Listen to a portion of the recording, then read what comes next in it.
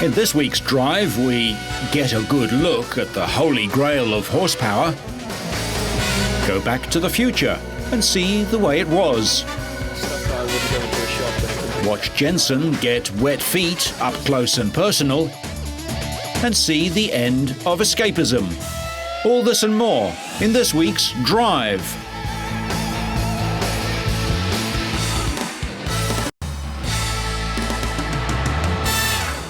We start this week with a look inside the highly secretive, high-tech home of high-horsepower Formula One engines. Toyota is one of just 3 teams who build their own engines and chassis. The others are Renault and Ferrari. Managed by Luca Marmorini, Toyota's engine facility is divided into 3 departments: technical offices, workshop and test bench. All 3 departments are close to each other to allow an easy and efficient flow of information and working environment for engine designers, engineers and technicians. They work closely with each other every step of the way, through engine development process, from design to simulation and eventually onto the track. A car is a complex system. Every part can be the best, but all together may not produce performance. I think at the moment probably is a little bit our problem. I don't think so we have a particular big problem, but you put the things all together and they do not perform enough. The engine design team has been in place since 2001 with a good mix of skilled young engineers new to Formula One and engineers with Formula One experience who have matured together over time as a group. These designers work together in one design office to create Toyota Racing's competitive 10-cylinder 3-litre engine, called the RVX, from scratch. The work of the engine design office is done using state-of-the-art CATIA CAD, or computer-aided design. Through CAD, engineers are able to produce individual drawings which together form the final product. To design an engine from the beginning, from the conceptual design to the first prototype of the engine, we took normally 8 months. But then a long and complex reliability and development process starts. It takes several months as well. So I would say to get a powerful engine takes probably 8 months. To get a powerful and reliable engine takes at least 1 year.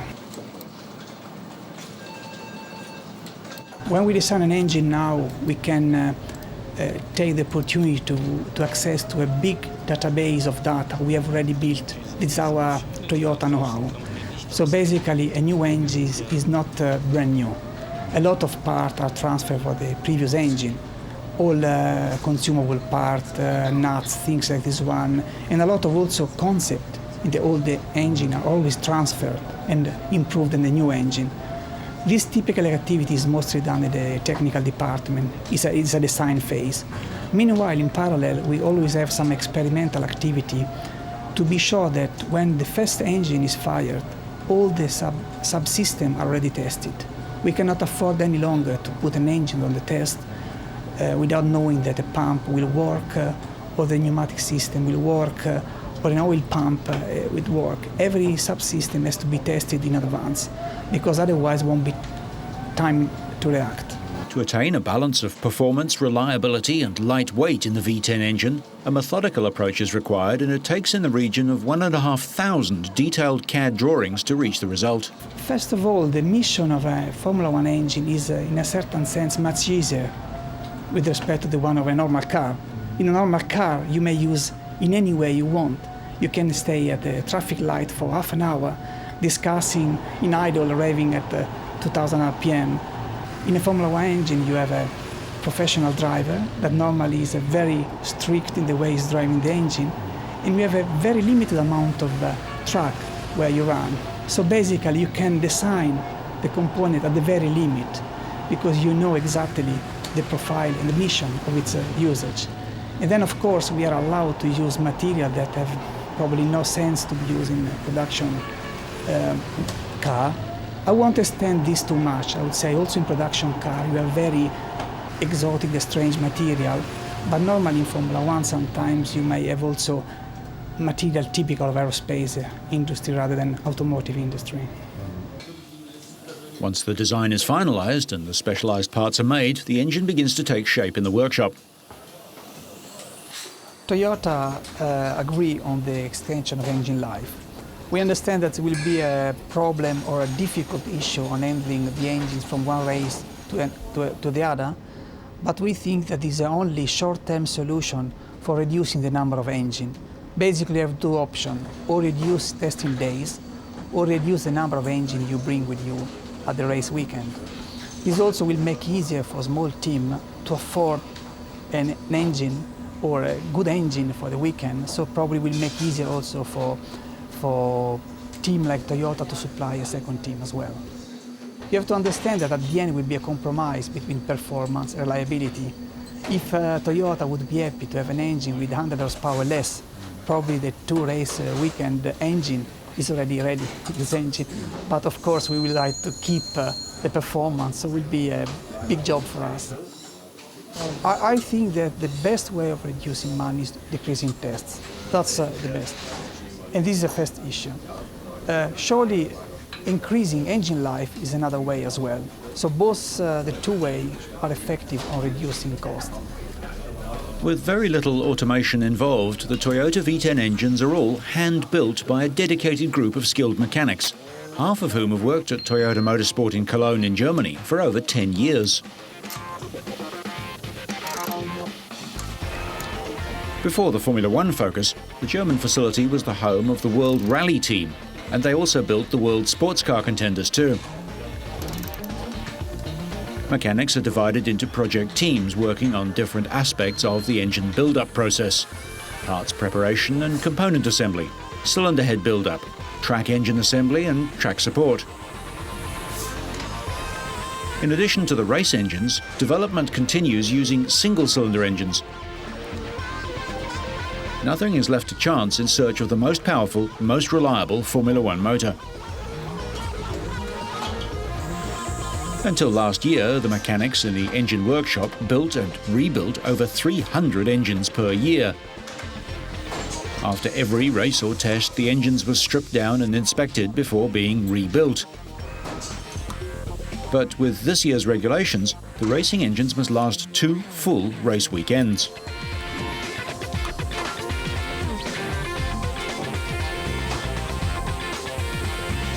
The rebuilding process isn't simply a reassembly.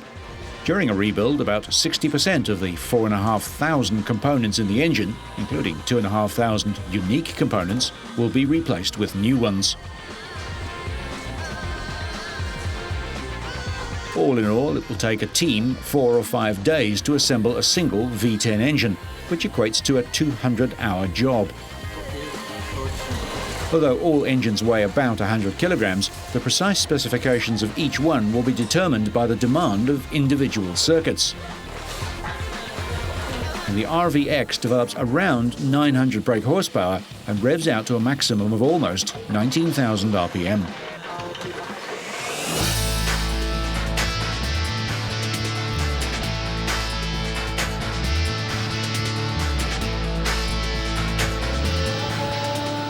Before being fitted into a car, every freshly built engine will be run on one of the team's 7 dynamometers in an attempt to eliminate any potential problems before getting to the track, which might be on the other side of the world.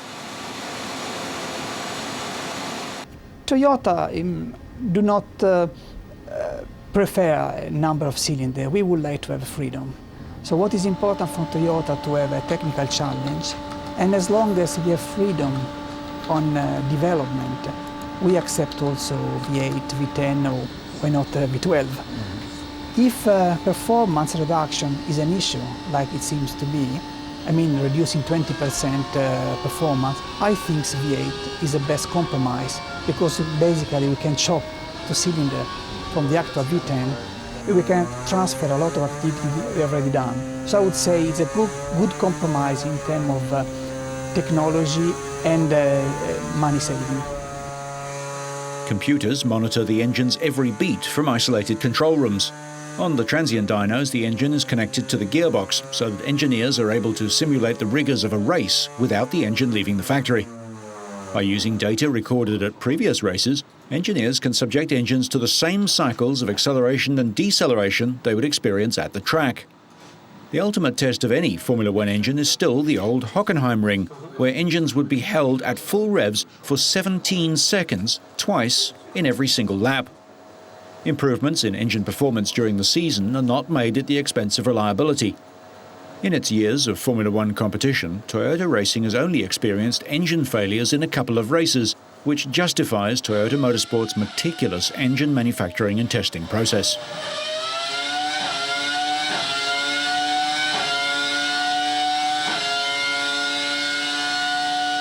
The aim for each new car is to lower weight and the centre of gravity while increasing performance. Constant communications between engine and chassis departments is essential, as improvements to the engine during the season have knock-on effects. For example, a more powerful engine inevitably generates more heat, so designers must find a way of removing the heat efficiently. The key to success isn't purely in the design, but in effective interdepartmental communications, which supports Toyota's all-under-one-roof philosophy. And Luca has some interesting ideas about Formula One engines of the future. We would like a lot to introduce a hybrid concept in Formula One as well. It's not easy to introduce or to regulate, but especially the concept that Toyota used for Prius will be a fantastic challenge from a technical point of view as an engineer to introduce in racing. Thinks that with the concept of Prius, Toyota not only introduced an ecological car, but also can be seen also a performance car, because the electric motor pushing the car at the exit of a corner can be also a performance factor for the car. So I would surely see this also a challenging task for us to introduce in racing. I'm sure that also other companies will agree on this.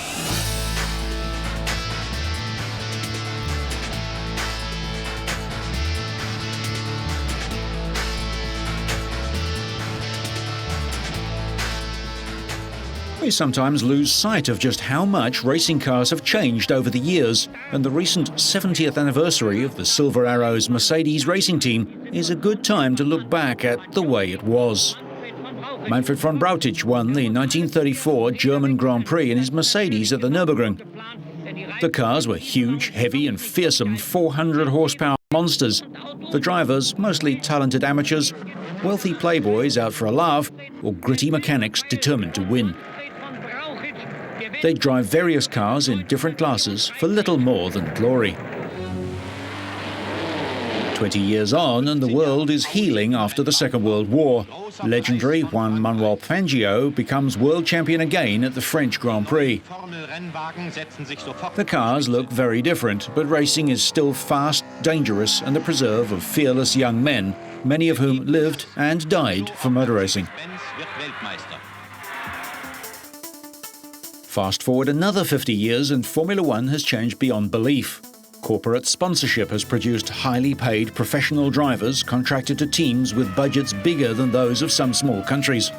Their cars have changed too, sleekly aerodynamic and as fast as the aerospace industry that spawned them.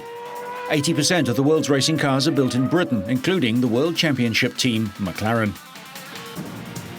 Way back when, even the top teams made do with fairly basic amenities. With only 7 races on the calendar, cars were driven about in trucks or on trailers and sent abroad by ship.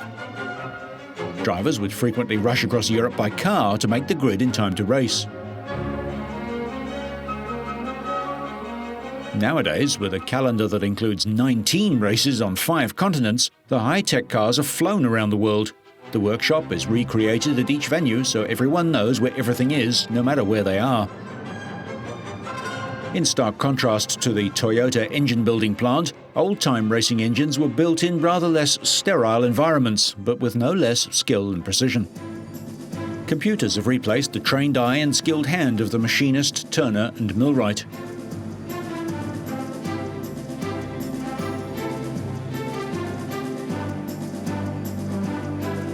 One thing hasn't changed: the need to test and measure the output of engines. The test bed allowed engineers to see what the engine could do before it was put into a car and track tested, usually by the same driver who would be racing it. As we've already seen, modern engineers still test racing engines, but analytical computers have replaced a practiced ear for measuring an engine's state of tune.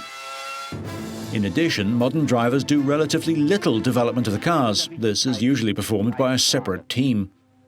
Another place where much development has taken place is in the critical arena of tyres. Once, tyre men had to be able to read the weather, the track surface and their driver's mood to determine which tyres to fit. Fangio famously dedicated one of his victories to a far-sighted Pirelli technician who made sure the Maestro had the right rubber to win. Formula One tyres are now strictly regulated, but are still the place where most teams hope to gain an advantage over their rivals. This year, new rules demand that a set of tyres last a whole race weekend. Pit stops in the longer historic races were very different too. Here, 300 litres of volatile alcohol-based fuel is sloshed in from handheld cans as the driver takes a drink and wipes his screen. But the fuel spills and water is needed in a hurry. Alcohol fuel can cause injury without even igniting, and it burns with an invisible flame. In contrast, today's cars burn ordinary petrol, yet service crews are well protected. All four wheels can be changed in 6 seconds or less, and fuel is squirted into the tanks at a measured 12 litres per second. Computers may be the key to success nowadays, but despite two-way radio communications and data telemetry, handheld pit boards are still used, and so are flags. Drivers still need to be able to read information as they flash past the pits, focusing both on the road ahead and the little wooden sign beside the track. Today's drivers have a host of technicians who provide information second by second. They are warned of rivals, incidents, changes to the track or weather, and briefed about their standings. Computers overlay data lap by lap to see where a tenth or a hundredth of a second might be gained. Things were not always so technical. There was a time when dedicated mechanics would go to great lengths to make vital adjustments. Surely one of the reasons that historic racing continues to be so popular all around the world, as enthusiasts keep alive the races from bygone years. It won't be nearly so easy for weekend races of the future to maintain today's cars. Without a bank of computers, they won't even start, and many parts, carefully crafted in carbon fibre and other high-tech materials, have a very finite life and won't be readily available. Of course, driver safety is an arena where technology has really improved. Gone for good are the thin cotton overalls and linen caps, although interestingly, detachable steering wheels have endured. Many racing drivers died before a revolution in driver safety came about. Even 5-time world champion Fangio often raced in slacks and a t-shirt. Look, Ma, no hands. 3-time world champ Jackie Stewart initiated many improvements to driver safety, such as tougher cars and non-spill fuel cells. Today's gladiators wear layers of flame-resistant materials, almost indestructible helmets, and the latest innovation, the head and neck support, or hands, designed to limit head movement in a crash. Compare the very visible driver in his wide-open cockpit to the modern pilot buried deep in his. Happily, much of the 70 years of the Mercedes Silver Arrows have been preserved at the factory's museum. The long racing history of Daimler-Benz can be divided into 3 main sections. The period before the First World War saw the triple victory of Mercedes cars in the 1914 ACF Grand Prix. Between the wars, the 1930s saw the 750 kilo and the 3-litre categories dominated by Mercedes, while the 1950s were also a golden era for 2.5-litre normally aspirated cars. The 1934 car was a supercharged straight 8, and by 1937 its 5.6-litre engine was putting out 600 horsepower, and drivers like von Brautich, Rudolf Caracciola and Hermann Lang became household names. After the war, the team didn't enter racing again until 1952, and Fangio was soon at the front of the field. Out of 15 races over 2 years, the W196 scored 12 wins, including 7 double podiums, 1 top 3 and even a top 4 finish at the 1955 British Grand Prix. The last Mercedes Formula One drivers' champion was Mika Häkkinen in 1999.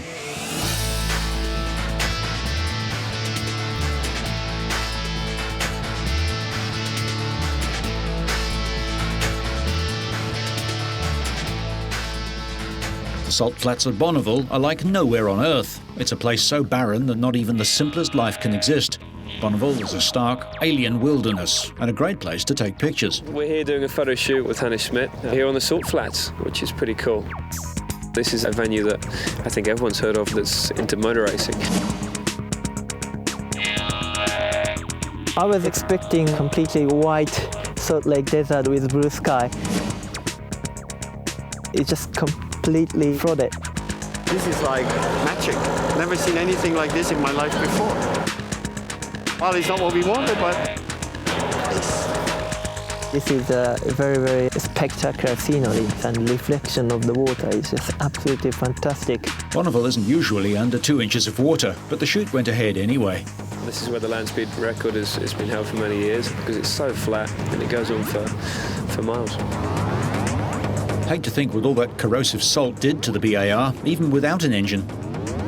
First time doing a fashion shoot for me. It's exciting, the whole image thing, and to have an image is very important in Formula One, so it's definitely something I'm into, yeah. There's a lot of really fun clothes here, you know, stuff that I wouldn't go into a shop and pick out to try on. But it's some cool stuff, and we've had some really cool shots with some really old style motorhomes and obviously the car. Normally you don't get so much clothing where they're very, very unique clothing. But I do get in here with Hannes, and I really enjoyed it. Hannes wanted to capture the bleak majesty as well as Bonneville's motorsport heritage. they were really great. Everybody on the set was like fantastic, you know. Everybody gave their best. I think we got amazing pictures today. This is the fourth shoot Hannes has done with the team, but this time he used BAR's entire driver lineup. Regular race pilots Jensen Button and Takuma Sato were joined by test drivers Anthony Davidson and Enrico Bernoldi for the first time.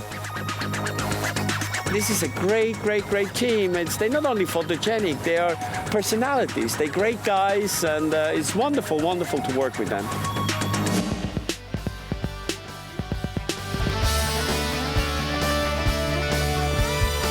Finally, here's a Bluetooth-enabled helmet, so motorcyclists can make phone calls on the move. Bluetooth is a short-range wireless communication system between enabled devices. Motorola and Momo Design have spotted a clear need on the market by consumers, which is driving their motorbikes while talking on the phone without having wires hanging around. Alberto, ciao, come stai? Tutto bene? Io sto andando avanti. The HS830 Bluetooth helmet adapter is actually several different pieces. There's a module, which is the Bluetooth radio itself, and then there's a helmet adapter which attaches to a helmet, either a Momo helmet that we're working with Momo to design and incorporate the product into their helmet, or as an aftermarket add-on for anybody who has a helmet themselves, whether it's a full-face helmet or an open-face helmet. They can attach this product directly to their helmet, install a Bluetooth module into the adapter, and then turn their helmet into a hands-free product for cell phone use. The wireless helmet headset has a noise-reducing microphone to cut traffic and wind noise when riding at highway speed. Motorola produces wireless, broadband and automotive communications technology that helps make life safer, simpler and fun. Momo Design develops helmets, clothing, footwear, watches and eyewear and works on design projects for international clients. And then when they're done with the ride, they take the module out of the helmet adapter, and then they can actually put it into a lanyard and use it as a hands-free Bluetooth headset while they're off of the bike. Some other advantages of this are that the module comes off of the helmet so that you don't have to take the helmet into the house with you at night to charge up the Bluetooth device. You can actually just pull the module out of the helmet, take it into the house, charge it up overnight, and then bring it back the next day for your next day's ride. It seems that we're never going to be able to get away from those pesky mobile phones, not even when out riding. So, whether your interest spans 70 years, you're chasing success, or just getting your feet wet, so you stay on track and up to speed, make sure you catch next week's Drive.